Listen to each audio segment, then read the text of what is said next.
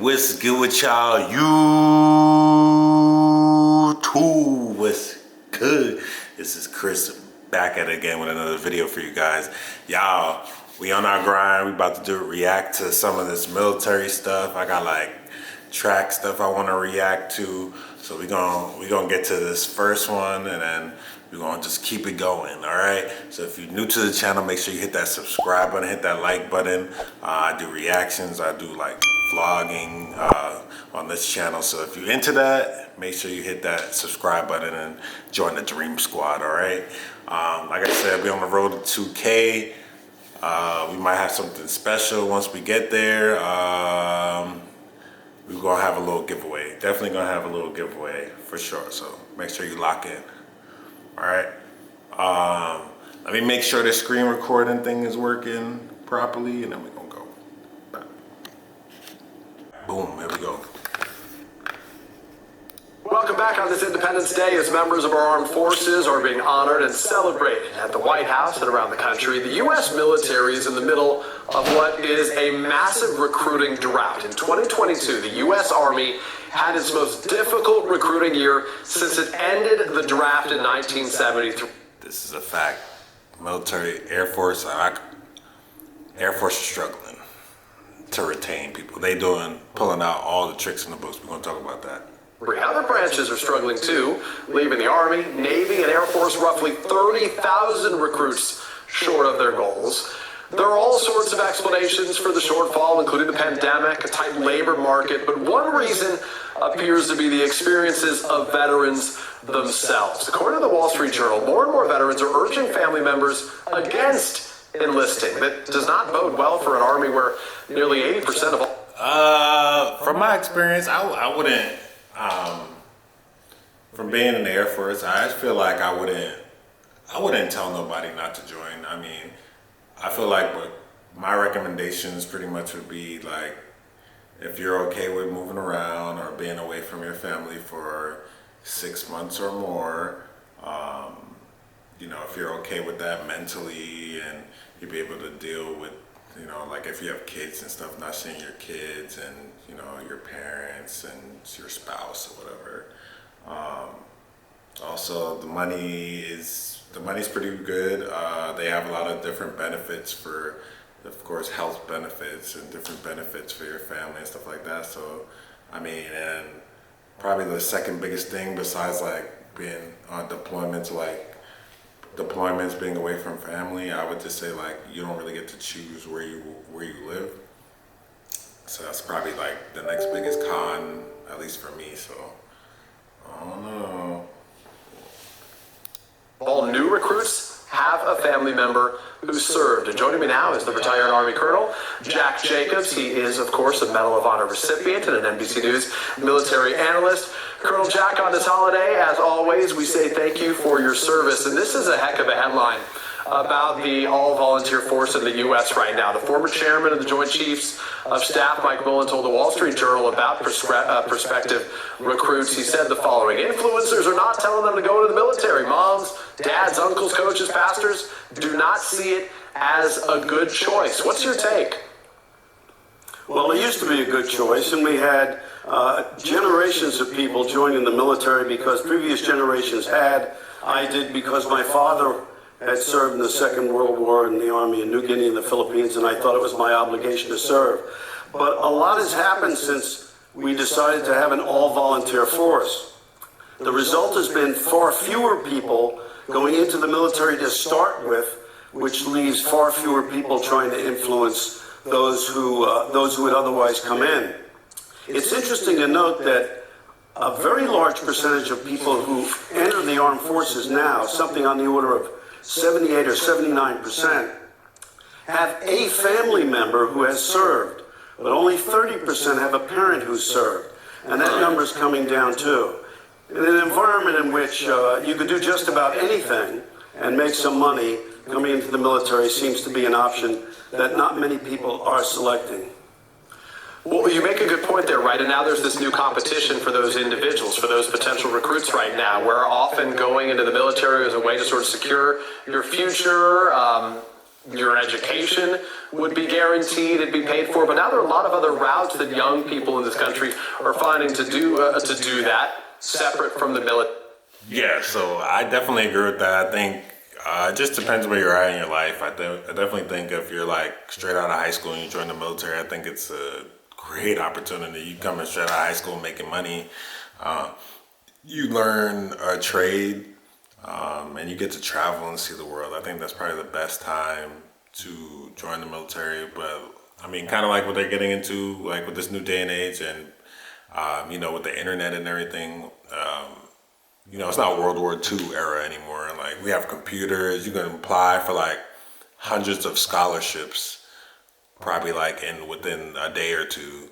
So, there's a lot of opportunities to possibly get free schooling. You could get an athletic scholarship, you could get an academic scholarship. So there's a lot of different ways to still get that schooling for free without having to serve in the military. So I feel like maybe there's a lot more opportunities right now, and there's a lot of stuff going on politically. You got the war in Ukraine and stuff going on with China right now. So, I feel like it kind of feels like we're on a brink of a conflict. So I think that's kind of what's hurting numbers also. Military. And it's not just that. There's obviously sort of a fatigue associated with the recent wars in Iraq and Afghanistan. So how do you flip the switch on this? How does the military change this trajectory? Well, that takes leadership. Just about anything you want to accomplish, whether it's in this environment or any other kind of environment, takes leadership. And we have not had leaders who've done a very good job of convincing the rank and file of the American public that if you're lucky enough to live in a free country, you owe it something in the form of service. What's happened now is that so few people are serving, not because necessarily recruitment is down, but because the requirements of the service are such that we are taking only volunteers and we don't have a draft. Is that a wide gap has opened up between those who are serving and those who are being served. Statistically, most Americans do not know anybody in uniform. This is a really dangerous situation when you're separated from those who in some cases are risking their lives to make sure that you remain free and the United States achieves its foreign policy objectives. The only way this will change is through leadership. It's interesting to note, for example, that more people were killed on 9/11 in New York City than were killed at Pearl Harbor. And yet on the 8th of December, 1941, hundreds of thousands of young people streamed to reception stations to go defend the country. That did not happen after 9/11. At the end of the day, I go back to what I said before. It takes leadership. Right. If you can't motivate people.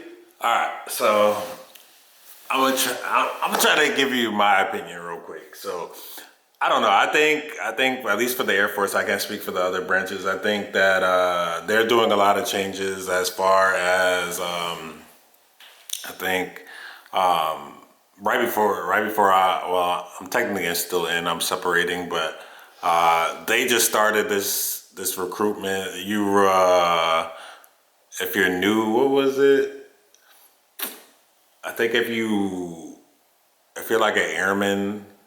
If you're an airman and you refer like 4 people, I think you get to go up to, if you're an E1 and you refer 4 people, you get promoted to E3. So they're doing a lot of stuff to get people to join. They're in real need. A lot of people are separating. Almost everybody in my career field that I know at my base has pretty much separated first term. At least for my career field, I think a lot of it is just because you can basically either make the same money or more money on the outside. And I'm pretty sure that's a lot for a lot of the careers in the military. Obviously, it's not a secret that you probably can make military people aren't exactly millionaires. We risk our lives and stuff like that for this country, and we're not millionaires. I think we make decent money, especially when it comes to healthcare benefits, housing benefits, and the list goes on. You got VA benefits, discounts you get at stores and things like that. It's not all about pay. It definitely equates to a good living, especially when you get to live overseas. You get to see different things. You can bring your family overseas. So there's a lot of different things, a lot of great benefits within the military. I think, and at least with the Air Force, they've been making a lot of changes for people that have tattoos. You could wear headphones in your ear in uniform. You answer calls in uniform in the Air Force. So they've been making a lot of changes. You currently got to get a shaving waiver to have a beard and stuff like that, but maybe potentially one day they're going to be working on towards a dress standard for beards. Eventually, I definitely see that coming one of these days. I feel like beards are a big thing. But I just think it just has to be more marketable to the younger generation. They just have to do. I feel like I definitely agree. I feel like the younger generation definitely doesn't see military people, military soldiers, and they don't really get the chance to see military in action. So I think if recruiters and things like that visit the schools and have different events, career events and things like that, and I think if even me, I never even got a chance to do rap. I never got a chance to go back to go where I wanted to go to do rap and just kind of do that for 2 weeks and be a recruiter. That's something I was interested in doing, and I never got the opportunity to do it.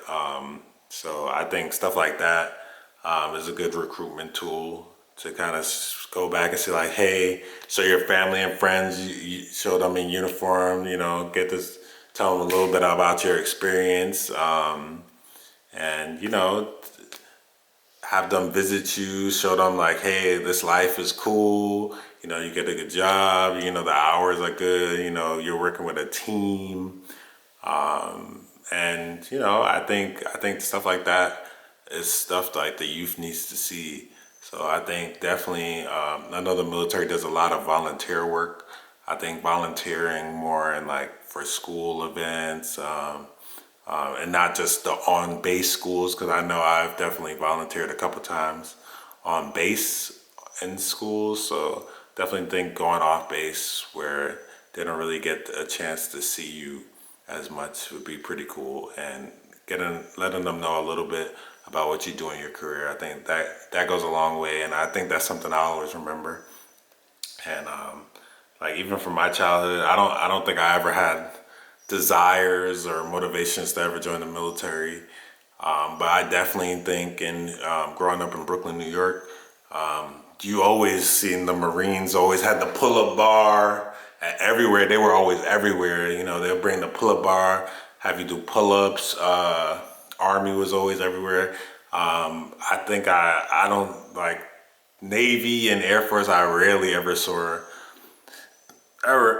seen them come to the school or have any recruiters come and talk to me. But yeah, I definitely think that that's something that needs to change. And diversity. I know a lot of stuff a couple of years ago with everything going with George Floyd and everything going on in Minnesota and the riots and everything like that. They were talking a lot about doing stuff for minorities and having programs for them. That's something they talked about then, and I haven't really seen them execute on that. That's something I really think they, at least from my point of view, I think they definitely need to go after that. I don't know if that would change the recruitment, but I think for those that are in already, I think that'll help retain a lot of people, and definitely cross training opportunities. I think a lot of people kind of get stuck in a career field that they don't like, and I think it kind of gets a little bit difficult to switch that career field. Well, let me know what y'all think about the struggles that the Air Force is having down below. Drop a comment, drop a like. Make sure you hit that subscribe. We're on the road to 2K. It's your boy Chris.